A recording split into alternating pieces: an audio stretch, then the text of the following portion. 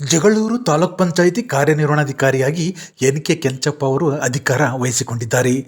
ಚಳ್ಳಕೆರೆ ತಾಲೂಕ್ ಪಂಚಾಯಿತಿಯಲ್ಲಿ planning officer ಆಗಿ ಕೆಲಸ ನಿರ್ವಹಿಸುತ್ತಿದ್ದ ಕೆಂಚಪ್ಪನವರು ಒಳ್ಳೆಯ ಅಧಿಕಾರಿಯಾಗಿ ಹೆಸರು ಮಾಡಿದವರಾಗಿದ್ದಾರೆ.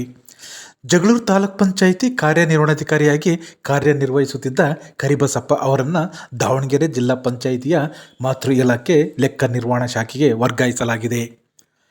ಇನ್ನೊಂದು ವಿಶೇಷವೇನೆಂದರೆ, ನೂತನವಾಗಿ ಆಗಮಿಸಿರುವ ತಾಲೂಕ್ ಪಂಚಾಯಿತಿ ಕಾರ್ಯನಿರ್ವಹಣಾಧಿಕಾರಿ ಕೆಂಚಪ್ಪನವರು ಜಗಳೂರು ತಾಲೂಕಿನ ಚಿಕ್ಕವುಜ್ಜಿನಿ ಗ್ರಾಮದವರೇ ಆಗಿರುವುದರಿಂದ ಜಗಳೂರು ತಾಲೂಕಿನ ಜನತೆ ಅಭಿವೃದ್ಧಿ ಕಾರ್ಯಗಳ ಬಗ್ಗೆ ಸಾಕಷ್ಟು ನಿರೀಕ್ಷೆಗಳನ್ನು ಇಟ್ಟುಕೊಂಡಿದ್ದಾರೆ.